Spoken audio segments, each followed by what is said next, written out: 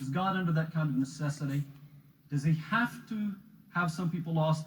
And if he does, what kind of God is it that would have to do this to be ultimately glorified? That's the question. I mean, this is really it. I said at the very beginning, the question here between us is, what is God's character? What is the nature of God's character? What kind of God would have a character that would require eternal damnation for him to be eternally glorified? That's the question. Now, something was said earlier, I also want to respond to this statement that God doesn't owe us anything. Sounds very pious, but this strikes me as very much like a mother saying, I don't owe this child that I have given birth to anything.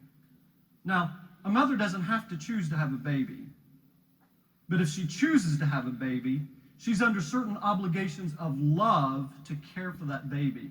God doesn't have to create a world.